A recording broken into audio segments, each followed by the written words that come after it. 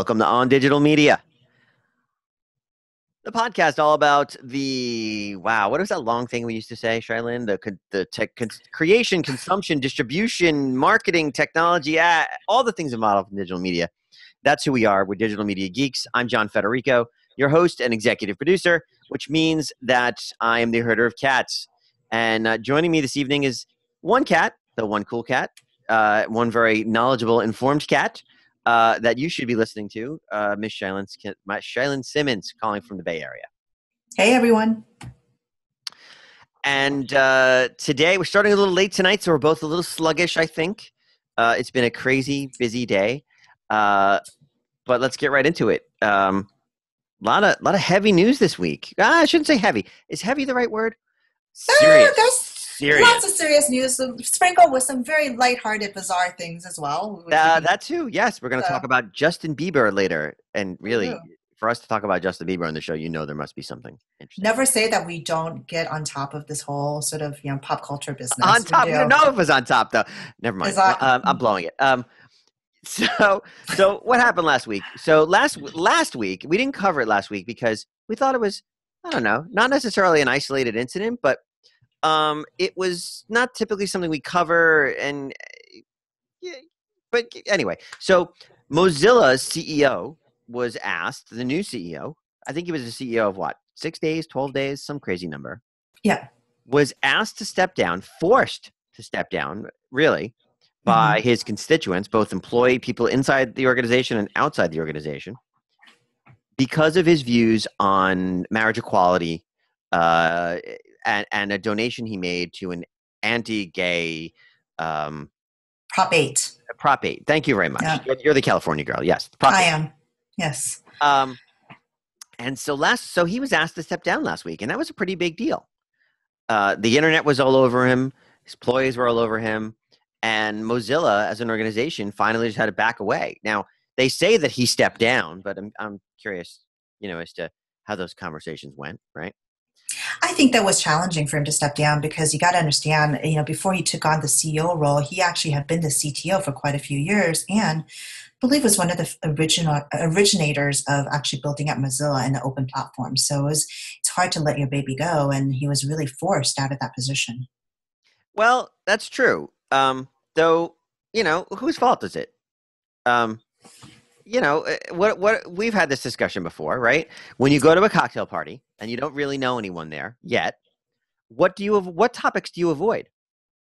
Religion, politics, and I learned this early on when I had my son, child rearing, because there's this whole attachment parenting versus, free range child thing. And we just stay away, right? So if you're in business and you're supposed to be a leader, it's one thing to stand up for your beliefs. No one's saying you shouldn't stand up for your beliefs, but do those types of topics, the ones I just mentioned, belong in your business, belong in your, I don't know, what am I looking for? I wouldn't say your resume per se, but do they have any place in business? Yeah, does your personal sort of beliefs and, thoughts, even though it does not impact necessarily your work, have its place in terms of actually being a CEO. Now, the argument was that Mozilla is, in fact, a very open source experience. It's about basically people collaborating and sharing. Therefore, could he espouse this particular sort of understanding if he doesn't believe in equality for all, when Mozilla is about everybody being equal and being able to contribute? Now, there was no indication, in fact, that he was willing to change or was going to change any policies about that the Mozilla employees were going to actually enjoy. In fact, they have some of the best benefits for, for folks who are actually not married even, whether or not they be sort of straight or gay. Personally, I personally believe the politics of Prop 8 to be incorrect. I am as liberal as people come. I guess I'm liberal. I fit in here in the Bay Area, let's say, for the lack of a better word. But I actually found it a little bit shocking that this sort of came up. And so I think it was even more interesting to me, thinking that this was potentially an isolated incident, for us to see this week that activists, in fact, have asked DropBox to drop Condi Rice from its board. Well, there you go. So why are we bringing up the 1 week old Mozilla thing that we didn't talk about this week? Because we're seeing this again. So So Condoleezza Rice, Condi Rice, um, who was just appointed, which I guess it was appointment. Yes, it was an appointment. It Was was just appointment. appointed as a board member for Dropbox. Uh, Dropbox, this company that holds onto so much of our personal information and our data, um, and you know, uh, uh, Condoleezza Rice though was a major proponent of, well, basically, let's not even call it major proponent. She signed off on the NSA's ability to do unfettered wiretapping, and now Yes. suddenly she's a board member at Dropbox. Yes. Sticky. Again, yet another sticky sort of situation from a sort of personal belief, politics point of view versus sort of a work environment perspective. And again, my question is really at the end of the day, Condi is part of the board. And so I very much doubt that, in fact, that there won't be any checks and balances there. And one would argue that maybe the fear from the Mozilla CEO was that there would not be enough checks and balances. But I argue that in a work environment, that there's plenty of checks and balances so that, each individual's sort of politics is not sort of stymie the overall sort of corporate goals of an organization. And so, I would, again, find this to be very challenging because, again, I probably from a political point of view and aside of the activists, but I think asking people to step down, I find that a little bit challenging. And I say this because in many ways, being part of a board member is about that diversity of viewpoints, right? Especially for board members, it's about diversity of viewpoints in order to ensure that a company functions, right? That diversity is extremely helpful. And so, this seems to be, I think, something that's coming a lot more frequently than I anticipated. And I certainly think that from a trending and sort of tech culture perspective, we may see more of this. Well, we live in an age of transparency now. Although some of us would like to, there's still plenty of secrets, right? Obviously, we all hold our secrets, and so do companies and businesses. And I'm sorry, and the government. But really, we're much more transparent. Information travels that much faster. In fact, the whole Condi thing, what happened yesterday? I heard about it today, but did it happen yesterday? I think. It did. So here we are 2 days into it. So here's, you have to just wonder what's going to happen now. If someone will actually ask her to step down formally, or if they'll just continue to if the public will just put pressure on her to, and Dropbox to step down. I don't know. So here's prediction, for the evening. What do you think is going to happen? I think actually in this particular instance that I think Condi will stay in place, in fact. I think unlike sort of a CEO who is the chief executive of a company, I think diversity of viewpoint, I think, is really crucial for board experience. And so I think that, Dropbox to make an argument that, in fact, actually having sort of the checks and balance of having diversity of viewpoints in the board is really crucial for them. And so keeping Condi is the right thing to do, potentially. I think they'll stick by her, potentially. I agree. I think they will. Though I will say, the interwebs, the mob, are probably, it's probably feeling very empowered right now, given the success they just had recently with the Mozilla CEO. So I would think they may want to rally and kind of capitalize on that momentum. Just a thought, at least as far as mob mentality goes. So. But I agree with you. I think the folks at Dropbox will, if she were the CEO, that would be one thing. But as a board member, yeah, I think they'll probably maintain that relationship with her. Yeah, and transparency is important. I mean, I think, having transparency in a tech culture industry actually helps us correct wrongs and certainly brings about to us, I mean, things that would probably further advance the business and the future of the company. I mean, what I find fascinating, and that's the other news that we sort of, may just touch upon is, the secret website, has been a place where a lot of people confess to things that are a little bit unseemly in the technology industry and the culture of the technology industry, and things sort of bubble up there. No doubt, things like the, Condi Rice being on a board, some of these things probably bubbled out of, sites like Secret as well. But I do think it's an opportunity. For example, in recent review, where we just found out that through a Google acquisition, they acqui-hired five. They bought a company. There was 5 employees, and they acqui-hired 4 and left 1 behind. And so, is that kosher? You know what? It's one of those open secrets that nobody talks about in the tech industry, especially in Silicon Valley. It's just not done. Well, all right. So let's So talk about that for a minute. So there was an individual. Well, I'll just keep it as an individual for the moment. There was an individual who joined a company. I think it was a total of 5 people, 6 people, something like that. Nothing large. The joined a startup. I guess it was funded. I don't know, but yes, it was funded, and they didn't get much traction. But Google swooped in and offered to acquire, basically pay off, make the investors whole, and bring on this supposedly cohesive team of 5 people. Um, what happened though was a little jarring and a little upsetting. So uh, now this person was a woman, uh, and more importantly, she was not a developer, or I should say, just as importantly. Um, and her peers who were engineers were men and all hired with packages allegedly in the $250,000 plus range when you count salary and options and all that other stuff. She in contrast was basically had a quote unquote windfall of $10,000 and was not hired by Google. So the internet is trying to turn this into a. So first of all, it's sad. It's shameful, by the way. No matter whether it was Google or someone else, really, if you make an offer to acquire a team, you acquire the team. Uh, you know, so that's a whole different story. But the internet is trying to turn this into a whole argument, and there may be some merit, there may not be, about it being all about men versus women, about it being about developers versus non-developers. So if you can't write code, you're not worth anything in the valley. So there's all this narrative going around. But I think with the narrative that's missing is the narrative around, well, as a startup employee, knowing what your deal is.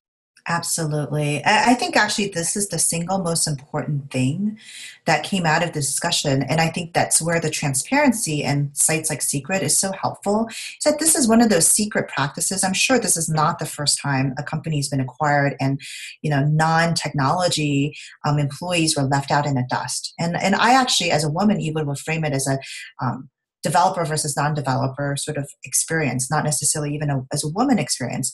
But I think what really comes out of this and what needed to be brought up is really know what you're signing as a startup employee. So few people read the documents that they sign every day as an employee, where it talks about liquidation clauses. What happens when you're an employee that gave up to help bootstrap a company base salary in order to, when a faithful, good event happens, which is you get acquired, that you get a windfall. In fact, actually, this doesn't happen as frequently as one hopes. And so if there's any learning from this and what this actually surfaced up, and what should emerge from these discussions is the idea that you really need to read your contracts. You really need to ensure that you're covered in case of these nice or not so nice, in her case, windfalls. Well, Right? more importantly, too, you should have an attorney look at these contracts. Absolutely. No one likes to spend money to get a job, right? I think there's a stigma attached to that, right? No one wants to be like, hey, I'm going to join this startup. It's this great opportunity, but I have to spend $1,000 or $2,000 or however much it is on attorney's fees just to take a job. That doesn't seem right, and so people, I think, avoid that practice. This is a, what, I don't know. I have no stats on this, I've had that experience in the past, and my wife has said, no, have Jerry look at it. Jerry was our attorney at the time. And I did, and it was worth my time. But I think, there's something, I think people avoid that's, again, that's just based on my own anecdotal experience, and what the hell do I know? But really, it was just from what I've read. The other stuff about her being a woman, about her not being non-technical, about all those things, yes, they're all valid. But really, again, boys and girls, have your contracts checked out. Yeah, I mean, let the activists online really, I think, bring this to the surface that people should really be extremely aware of contract negotiations and basically having attorneys read through your contracts. And it's not because I'm an attorney. Literally, I actually have attorneys read my own contracts. So it is really crucial. And I hope people will rally around this idea and push, points to be aware of. A minimum, if you don't want to basically have an attorney do it, there's actually a great article about things that you should be aware of and things you should ask. And so at the show notes, we can post that particular article. Oh, good. Yeah, So make sure you give me the link. I'll put it in the show notes.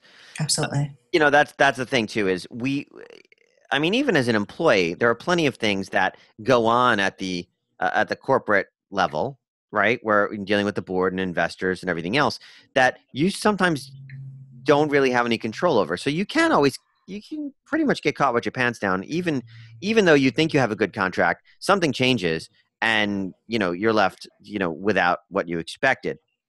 um, but that in our company, I mean, we uh, we have only a few angel investors, and where we were very explicit that, um, I was very explicit that there would be no funny business. What you see is what you get.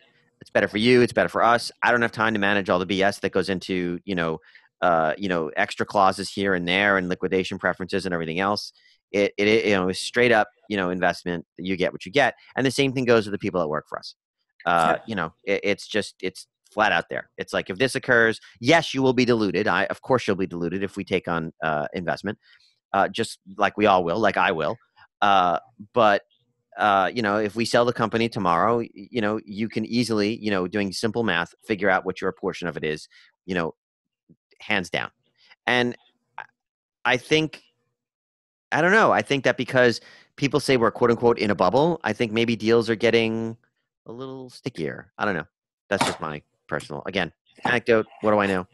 It's my own bubble. So moving on. So lesson of the day, kids, check your contracts. Uh, So let's move on to some real digital media stuff. I know both you and I were very impacted by that news, and we had a. So for those who don't know, of course, Chia-Lin and I know we always start before the show, before we hit the record button, we chit chat, and this is just one of those things that we just felt was. I said we started to talk about, and I said let's save it. Let's just save it for the air when I press the record button. So it was something we were both interested in. We thought our audience might be too. But And it's a taste of the tech industry for folks who actually are listening to us and don't work in the frothy sort of tech industry, and some of the issues that sort of bubble up. It gives you sort of a little bit of the dark side of what happens in the tech industry, right? So yes, and potentially frothy. better than the HBO show. It's more. Yes, you won't find this on the HBO show. And frothy is a perfect word for it. I have to say frothy. Yes, because it can be good sometimes and it can be really bad sometimes. Yes, Yeah. but it's always frothy. All right. It's a little more boring. It's a tiny bit more boring than the HBO show. Less drama. So Yes, less drama. A lot of grind. Right? exactly. People think it's all exciting. All right. So let's go back to some stuff that's near and dear to our hearts. Um, let's see. What do we always like to talk about? Digital media, yes, but what kinds of media? Well, all kinds. But recently we've been talking about music. We chatted a couple weeks ago about Apple's iTunes Radio potentially going on to Android. Rumor, of course, Whoa. Woo-hoo. total rumor. But Tim Cook has always said there's no reason we wouldn't explore porting our software to other platforms if it made sense. And given the competition in streaming music, that time may very well come. Here's a perfect example. Deezer. Now, I don't even know Deezer. Like I do, but like I don't. I've never experienced it. Who are they? What's the jig there? Sure. So Deezer is a company that's based in Paris, France, and believe it or not, outside of the North American market, which we typically tend to put a lot of focus on, but outside of the North American market, Deezer is one of the major competitors in music on a global basis. And so, head to head against Spotify, they have an amazing sort of competition and offer services around the globe, Asia, Latin America, Europe, Africa, to basically offer music services. I believe they have more than 160, 180 countries signed. They're actually a Wow. Facebook partner. And just about every market that they actually have gone into, they've partnered with telcos. And so most recently we've seen, for example, telcos partnering up, AT&T partnering up with Beats in North America market to basically offer a premium service as part of a bundle. And so we see this has actually been the modus operandi for Deezer for a global sort of expansion strategy.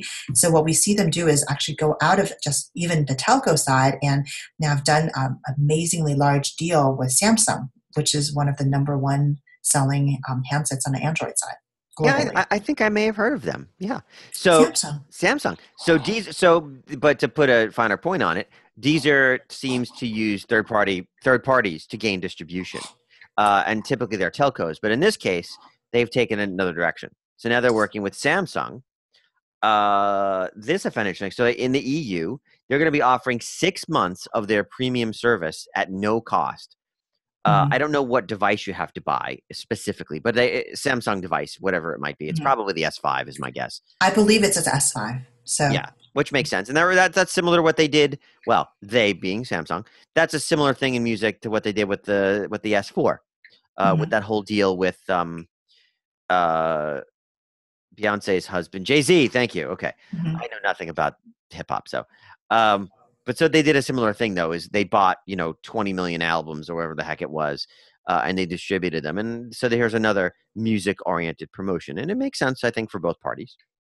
Yeah, so Samsung in North America has actually, I believe they have their own service, and I want to say it's called Milk, but I'm gonna have to double check on that. It's kind Milk, of odd. as in moo moo milk, like As a milk? moo moo milk. Okay. I don't know if that's a coding for it, whether or not it's actual name to sort of B2C name, but I think Jay-Z and that part of the package was part of the experience, and so we've seen AT&T, as I mentioned, go with Beats Music, and so this is a very interesting thing for a couple of different reasons. One is obviously that they're going further downstream to not just partner with telcos, but also partner with OEMs, because on a global basis, we're very tied to telcos here in North America, for example, but in other countries, people basically take their phone and they move from carrier to carrier, and so their relationships are a little bit tighter to the handsets than they are necessarily with the telcos, and so this is a very strong strategic move on their end, very smart, I think.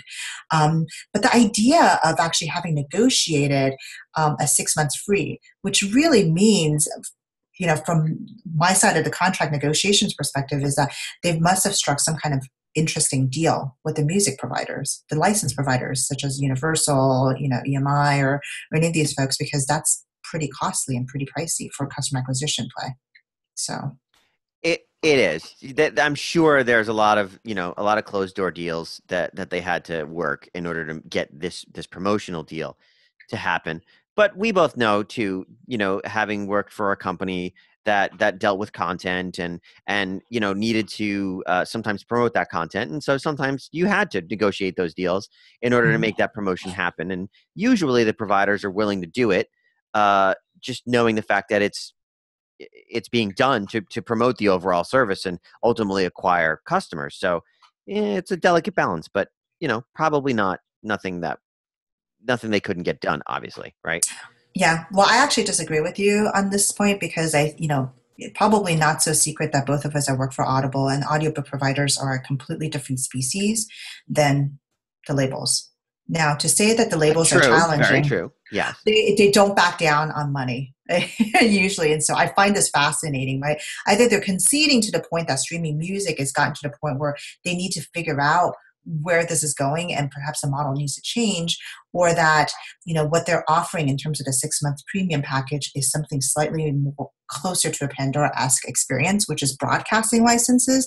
This is sort of where there wasn't a lot of detail, but certainly I'm, as a geek, BD geek, I'm dying to I wish I could see this contract, right? Because it is ultimately fascinating, because if you look at how Spotify does, you could listen to whatever you want online.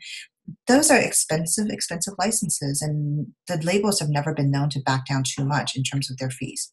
So, Well, and that's obvious. Spotify raised 200. I think it was a Series C. It might have been Series C round.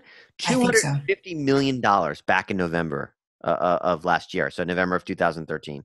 Not an insignificant sum, to say the least, which just demonstrates, number one, how competitive the space is, right? That they needed to raise this war chest, but also, the licenses and what they had to end up paying, the labels in order to make this happen. And you're right. I personally have been very surprised. I mean, I've used Spotify now since it launched. I use it constantly when I'm at my desk, and I've never paid a dime for it, and I listen to whatever I want, whenever I want, as much as I want. I finally, though, just broke down and became a Spotify premium member, because being able to take that music on the go with me was important. And backfilling my album of cheesy 80s hair metal bands just didn't make sense. It just made more sense to pay the $10 a month. But yeah, I've been surprised this entire time that they could actually do that. They could, I mean, because the ads were horrible. I can't imagine. They were highly untargeted. They weren't as frequent as you would expect. And I just couldn't see how those ads would offset the cost of the license fees having to be paid. It's just, Yeah, this is it's ironic. I mean, because one would think that the battle's won, but I actually tell you, like, it's still the Wild Wild West in streaming music and music service provision on the internet. The battle has not been won. Pandora is not the de facto winner. I think there's still surprising players that could come in and completely shift this sort of business. And so I'm looking forward to it. I think it's going to be battle royale. And I think that people are going to crack this particular sort of business is going to be one that really has a very strong focus on what the consumers are looking for. And I'm not necessarily convinced, by the way, that it's eat all you want. Because I think we've seen Spotify do this. We've seen to a certain degree Pandora and Rdio and everybody do this. I'm not sure that's actually helping them right now. I think there's still better strategies to be made. you mean, so instead of like an all-you-can-eat license for $10, whatever it is, you're thinking there should be some other model. I think there's got to be other models. I don't think that there's a win-win here in that particular model. It's a race to the bottom. So. Interesting. Yeah, I guess. I mean, not only is it not a win-win, it's not a win-win-win, because the artists aren't being compensated well here. Exactly. And obviously we have to, consider them as well. Forget the labels. Screw the labels for the moment. If the artists aren't getting paid, we don't get the good music that we want. So, yeah, I'll have to agree with that. For the most part. Oh, so you'll appreciate this though. Did you catch the news from a few weeks back? There is a band that decided to game the Spotify system. Yes. You saw that? Okay. I did. That was a great article. I forget the name of the band, and I'll put it in the show notes for everyone listening. But this band created an album that was 4 hours of silence, and because you get paid based on the amount of plays that you have of a certain license, they were asking people to play it on repeat when they went to bed at night. And the band would earn, I don't know, a few bucks per person every night by playing the silent music in the background. And it was great. It was good press for them to say that, to say the least. Yeah. And I actually, again, this is what's so fascinating, right? Because the system can be gamed. And I believe there was also another artist that basically put in a lot of different, he was a very, very active song creator. So he literally created songs that were, happy birthday, Alexandra. And so he knew that people search for names within sort of a library. So he kept basically pulling together sort of things that he thinks that people will basically look for, and then they would click on it, and because they clicked on it, bam, they sort of have to pay him something.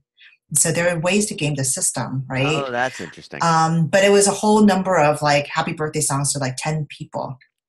Or 1,000 names recorded, much like those little license plate things that you get at amusement parks with your name on it. Uh-huh. He basically created the song equivalents of, I believe, all of those things. And so when people were searching for things, they actually came up with their names. And they played it and then click, you got some money. And he was a busy little beaver, though. He was not recording silent things. He was actually playing those music, but there it was. So still, it's brilliant. It's brilliant. I love that. He made Uh, some money. I love that kind of ingenuity. You can talk all you want about the ethics of it. I love, but I admire that kind of ingenuity. All right, awesome. Let's move on to. Well, there's always a lot of stuff to move on to, but um, there's one of my favorite topics, or I should say, one of my favorite things to ridicule. Did you know that? Well, first of all, Google Glass. Yes. So, did you know that you actually have to be a Glass Explorer in order to you have to apply to be a Glass Explorer in order to get a device? Oh God, yes, because I desperately thought I wanted one, even when I couldn't afford the $1,500 to buy a dev kit and a glass. But I wasn't qualified. I was not a dev. I was not an engineer and a developer. So Yeah, that's right. And so 1,500. So you actually had to get approved to spend $1,500. mhm. So Google is going to open up. They're going to allow anyone on April 15th to buy glass. And apparently, there's supposed to be like I don't know. They give you like as a bonus. There's going to be like a special lenses or glasses. I don't even know what it is, but they're throwing in some freebies. So on the 15th, for anyone listening, what is today? Today is the The 10th. 10th. In 5 days, you'll be able, if you're prepared, you'll be able to buy your own pair of Google. Are they a pair? They're not a pair because they're It's a not pair of, lenses. well, it's a pair of glasses. Oh, It's it is a it's full a on glass. pair. It's a pair of glasses. So you could call it a pair. Okay, Yeah. we'll call it a pair.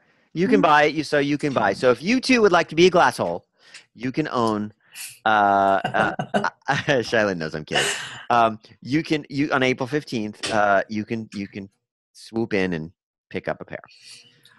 But and Some of my yeah, favorite people have Google Glass, right? Robert Scoble. I know people call him like a Google Glass. So I think it's kind of cute when he wears it everywhere. I think it's funny. and in the shower, yes. And in a shower, it was kind of funny. So come on. So yeah, be try to see if we could join the glass hole revolution. You can do that. I'm not. But and here's and even better now. Um, there's going to be all of these people who can now live stream everything that they see. So this Oh was also boy. announced. This was also announced today or this week. I think it was today. So livestream.com, the company that we know, um, has a deal with Google Glass, and you can basically say, "Okay, Glass, live stream." And some mechanics happen in the background, whatever it is, and it will stream live, as it says, everything that you see onto the interwebs. Yeah, so this is actually, I found this to be really fascinating, and I didn't know how they were going to get over some of this because I see the lawyer in me sees all these sort of issues coming up. For example, for once, actually, we feel so glamorous. We're going to another concert on a school night, on a Tuesday night. Woohoo! We're going to a concert, son's children. And so I was thinking that, I was going to go to the concert, and if I was live streaming this, in fact, this actually takes away from the artist, right? You're live streaming the concert. You weren't paying tickets to go to the Independent in San Francisco, which is where I'm going, and you're live streaming a concert for somebody, who could not pay the ticket price, which is already dirt low, it was like $30 or something like that. So how do you? I mean, that's going to happen, right? Of I live in the Bay course. Area. I live in San Francisco. Somebody's going to be wearing those glasses and they're going to be live streaming this from a concert. What about films? Do you remember that story from a month or so ago where a guy was pulled out of a theater because someone claimed or he was accused of recording a movie that he was watching? Meanwhile, Mm-hmm. he had his glass. They were prescription. He had Mm-hmm. prescription Google glasses on, and the device was turned off, but the glasses were still on, so the man could see the screen. And they pulled him out and they gave him the third degree and that whole thing. Mm-hmm. It's gonna happen. It is going to happen. Um, and I don't think there's anything we can do to stop it. Yeah, I would. I mean, I don't know whether or not they feel like they could actually. How can you patrol a big live venue to see whether or not everybody's Google Glass is turned off? And so My you always say no Google Glass anywhere, which Yeah, but so what? Denise and I went to see Heart on Sunday. You know the band Heart oh and Nancy yes, Wilson. They've still got it, man. They still kick ass after all these years. They're amazing. We went, and all around us, there were people, snapping photos, recording video, and recording audio. I mean, literally everywhere. It was there was so much glare from the phones, from the screens of the phones, going back in my face. And finally, I had to like say something to people, like, "Could you put that away?" Because it was so blinding, I could barely see the stage. This is at a rock concert, mind you, where there's already lots of lights on the stage, and people were there just blatantly just recording stuff. No concerns whatsoever.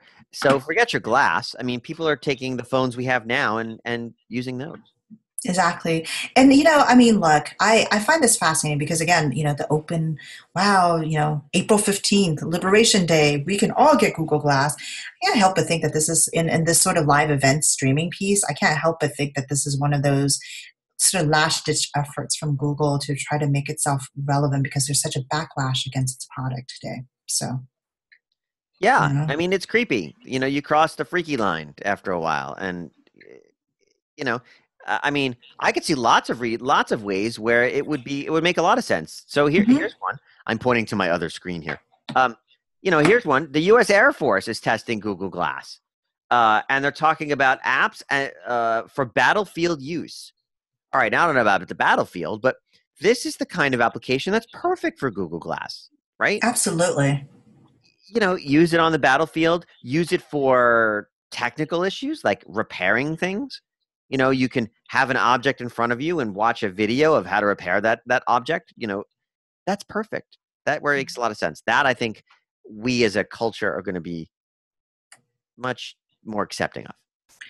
I think like Google Glass has so many sort of enterprise play opportunities that it's surprising to me how we haven't actually had so much discussions about that, because a lot of the Google Glass discussions and I blame this on, I think, the marketing talents at Google, because quite frankly, this is not known to be an extremely robust B2C marketing play. This is not usually what they hire, apparently. So that focus has been really on the B2C market, when really, if you think about Google Glass in military use, or more importantly for me, I actually find this to be more interesting, medical use. Absolutely. Yes. Absolutely. Right. So distance surgery, lots of things like this, the capabilities for Google Glass is immense in this category area. And so yet, there's not a lot of marketing and discussions about how Google Glass would be indispensable in, certain category areas at all. So, you know what? There very well may be, and they're just not sexy enough, or maybe just because there's such a focus on B2C that we just don't know about them. I don't know. Things are sexy when you make them sexy. It's what marketers do. I love you. That's what I tell people all the time.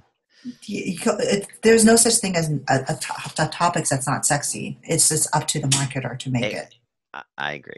It's I can't stand all these people that say it's all about the product, build a good product, and it's like, yeah, you need a good product, but you need the marketing too. It's a marriage. It's I love that. All right, so let's talk about video that's not creepy. Actually, speaking of creepy, no, I'm kidding. We'll get to the other. We'll have more video that is creepy. We'll talk about creepy videos, yes. Creepy videos later. But let's talk about video that's not creepy. Amazon says that it is now past Apple and Hulu in streaming video usage. Little old Amazon's Amazon Prime service, according to a research firm that I've never heard of, but they make a good infographic, so I don't know, called Quilt, tells us that Amazon has actually surpassed two of the most popular services that we know of for streaming video. Not Netflix, though. Not Netflix, but Apple and Hulu. Still, that's an accomplishment.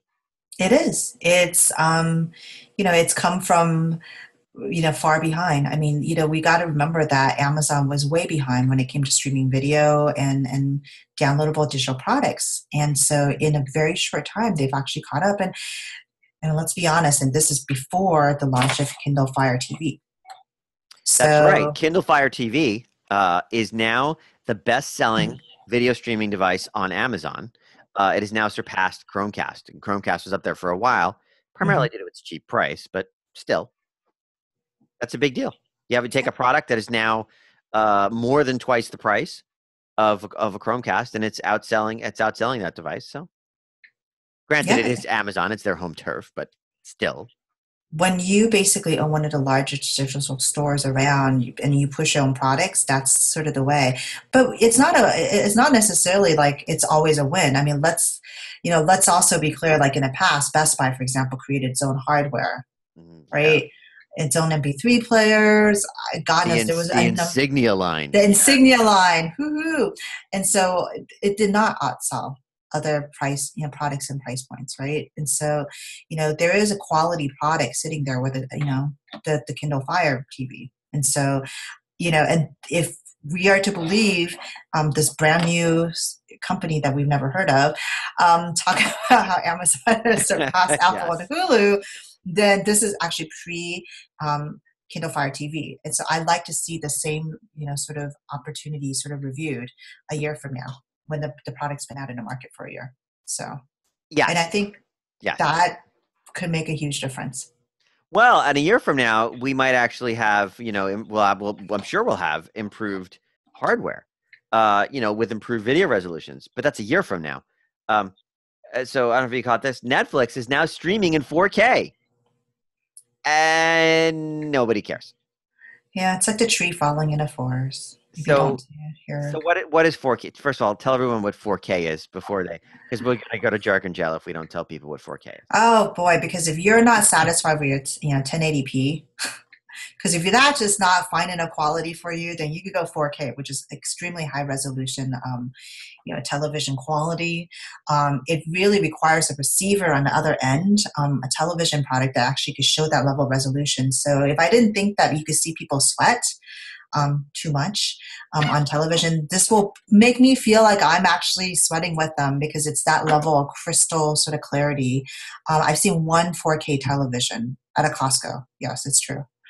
It was too much. I haven't actually seen it. It's true. Now you talk about the sweat. It's like this is the perfect resolution for beach volleyball. There you go. Anyway, or no, don't go there. No. Yeah. Or Justin Bieber porn. Yes. Or Justin Bieber porn. Although you will not get it. You will not get your Justin Bieber porn. Thank God. Not according to No. We won't be getting it from a quote-unquote reputable source. Reputable source called PornHub. Or PornHub. Yes. Because sadly for John and the ODM crew and myself, we don't get every single press release. We are press enough that we get lots and lots of press releases. Let's be honest. Lots every week. Too many. We get lots of press releases. We're press, I suppose.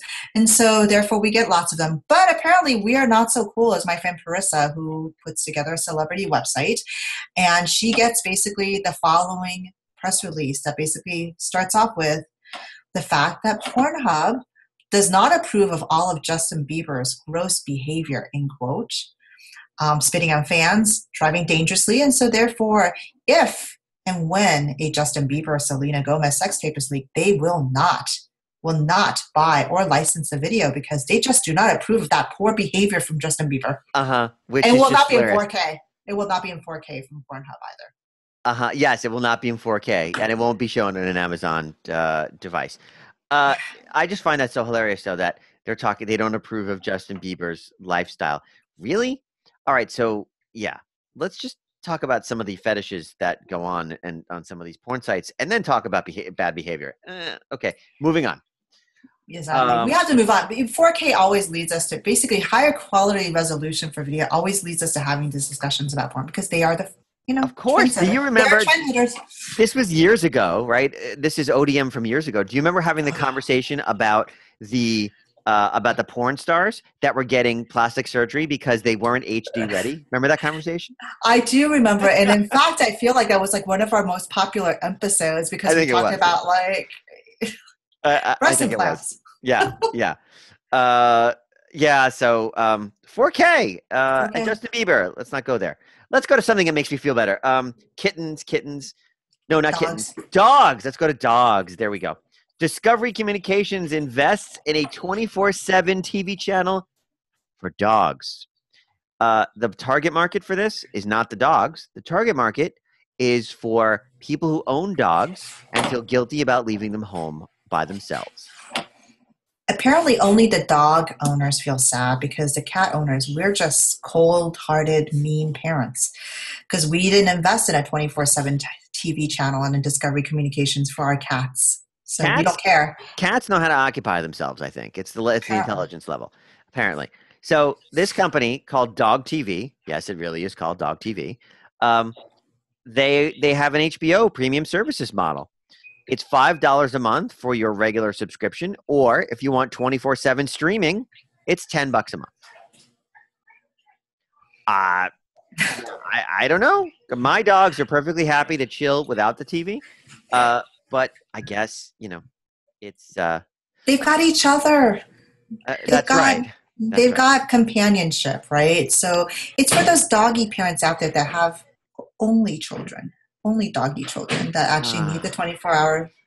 They need the electronic babysitter like many parents do, electronic babysitters. Yeah. There you go. Guilt is a powerful motivator, and this is no different.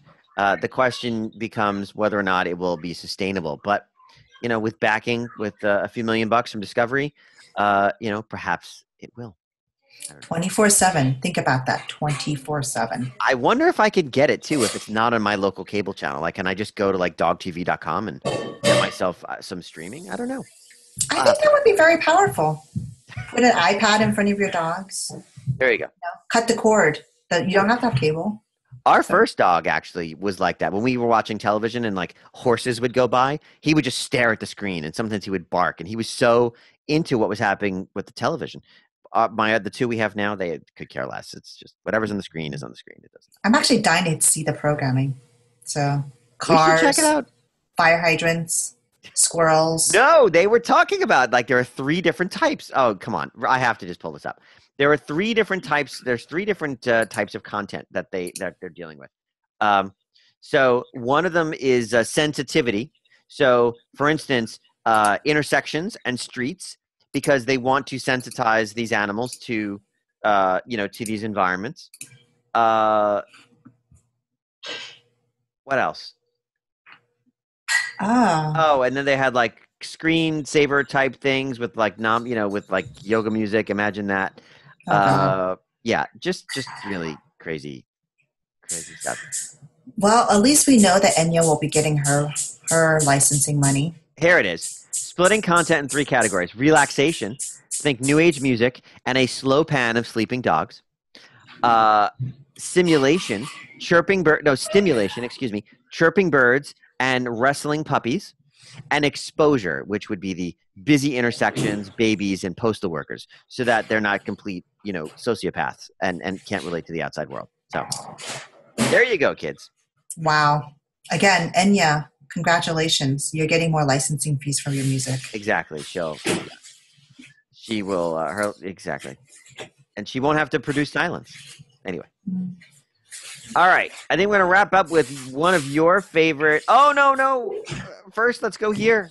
Because this is more of a congratulatory thing. We were talking about Amazon. Amazon acquired today Comixology.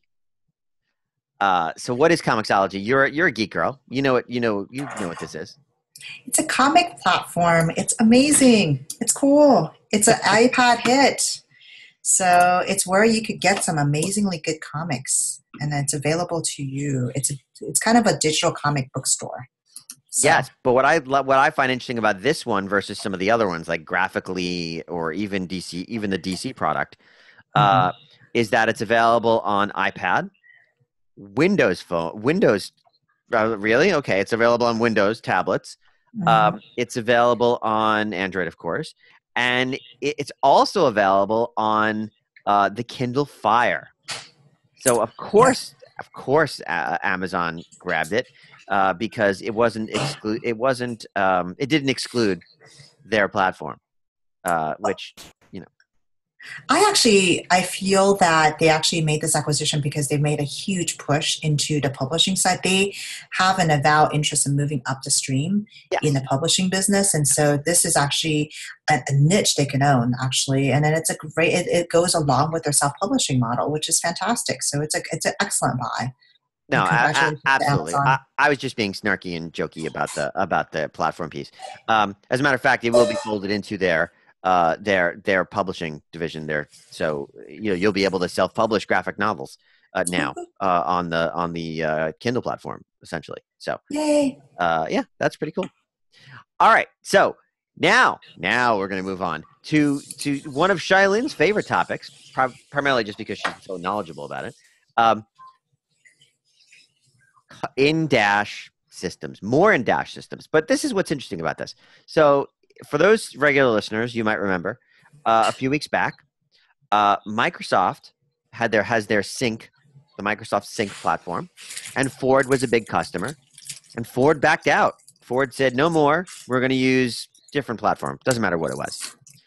And then, of course, Apple announced their Apple CarPlay platform. That was, again, also not very long ago, 3-4 weeks ago, maybe. So this week, Microsoft unveils Windows in the car. So 2 questions.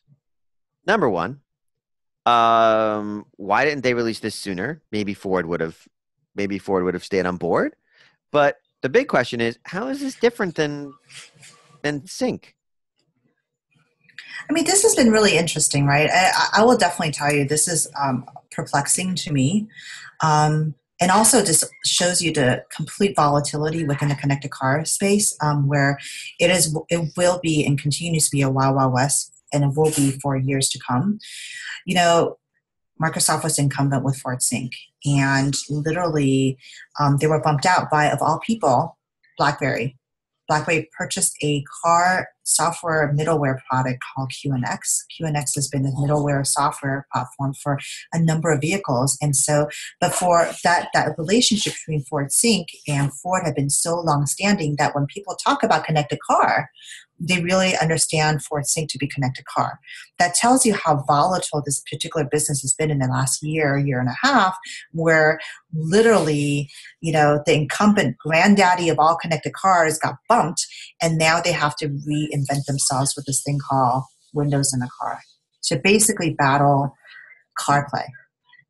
And in essence, it's really not that different. It is literally Microsoft Mobile. It's got the store, it's got a whole tremendous amount of different sort of experiences in the car, but it is not that different. Well, so it's using MirrorLink. Right? So we had I rented a car not too long ago with Ford Sync by Microsoft, whatever the hell it's called, and it didn't have a very Windowsy interface. It was more about connecting my devices, and there was navigation and so on. But it was still very, had a user experience that was kind of its own. This is like taking the Windows Metro interface and sticking it in the car. So that's very different. Yeah, and it goes along the idea of where Apple and CarPlay is going. But I think what really this is going to surface up becomes an issue is this idea of you can't mirror not everything on your phone is a good fit for the car. I mean, let's take for an example, OpenTable is my favorite, service to kick around. So I'm just going to bring that up. If you actually mirror link something, and Ford Sync famously had, and so did Toyota and Tune have OpenTable, and I use that service all the time, but who actually would make a reservation in a car, which is a multi-step, multi-touch experience? You got to check out times. You got to look at different restaurants. You got to figure out what time slot. It's multi-touch, but you're going to do that in a 65 mile an hour driving experience. It's just not every application on your phone is going to work in a car. So what this preassumes for CarPlay, for Windows, for the car, MirrorLink is all the idea that the screen should just be a dummy terminal, like a monitor for your phone. And I don't believe that's really the right tactic to take. Well, I agree. I guess I would say I would agree to an extent. It should not mimic dangerous applications, but the basic apps like, touching the screen to pull up your maps or nav system, or touching the screen to dial a phone, perhaps. And even that's unnecessary these days, right? I mean, I can dial my phone with just by talking to it. Uh, so some things are okay, but there's just so much. To your point, open table. Like who would even consider doing that? While driving, it's scary. Who's actually going to determine what actually makes it into the car today? The automakers determine what apps and what services get into the car because liability lies with them, right? They know that if, God forbid, anything happens, they are the first ones to get sued. So what this does is it looks at what happens now in terms of shifts of liability. And I think it's less about what can be done from a technical basis and what is available on a technical basis to the extent that where does the liability lie, and when are we going to see that first accident where Neuralink and people start slinging mud. So Okay, you know what? I do see that, I guess, and we kind of live in an age where people are very litigious and they don't seem to take responsibility for things. So I can kind of see that. But that said, how is it any different than I'm only using this because it seems like a complex process. How is it any different than if you had no electronics in your car, but you were putting your makeup on while you were driving? Like, who's at fault there? Are you going to sue Max Factor? I don't even know if Max Factor is a brand anymore. What the hell do I know? But are you going to sue your makeup? I mean, like, where does the line get drawn? Right? I guess is the point. Well, John, me and my 4T and my Max Factor makeup, you got to talk to Denise. I'm serious. Like, clearly, someone has not looked at makeup recently. No, I haven't. My wife puts it on and she looks beautiful, and I don't ask what brand it is. It just works. Exactly. So I hear you. And let me tell you, I've seen in my 3-hour day commute, some egregious things happen, and it has less to do with texting and more to do with people doing things like staring with their elbows while they're eating a burger, eye makeup, newspaper reading, any number of things that seem way more dangerous that we cannot actually control. And so I definitely get it. I think we're coming to a point where, driving and what you do in a car is becoming, there just becomes more and more complex. And so it's easy to point the finger when there's money to be made. And so if Apple is the one that actually brings the number of apps, if they're going to qualify the number of apps that go in, i.e. they determine this is a good app for vehicle, somebody's basically gatekeeping at the end of the day. When I was working at AHA Radio, I was a gatekeeper, right? I have told automakers, in fact, that it was not okay, basically, to basically take calls from Gallup or sorry.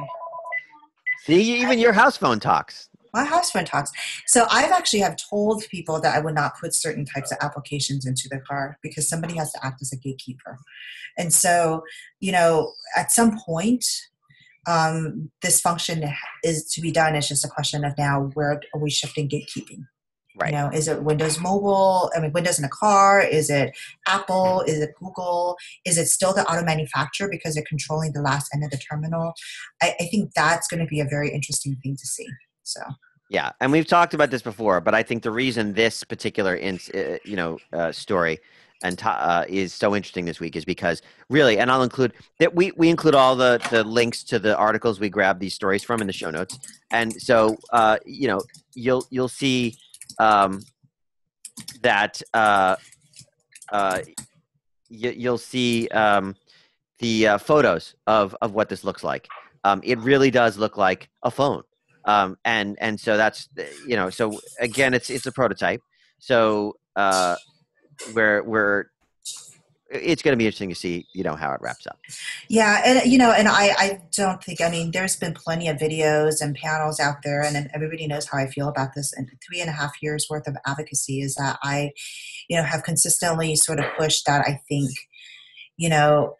the challenging piece of basically doing 65 mile an hour sort of car experiences is that in essence, you don't want to basically try to figure out different UX between, one app versus another while you're trying to drive 65 mile an hour. So it is, I think, extremely challenging. I think there needs to be some level of uniformity because today we see uniformity across AM, FM, satellite.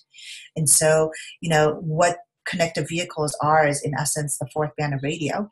And so some level of uniformity in terms of UX, in terms of user engagement, I think needs to be there in order to be a little bit less distracting. That's not to eliminate all differentiation, but I just think that at least it will help with a commonality in usage. It will at least eliminate some level of distraction as much as one can.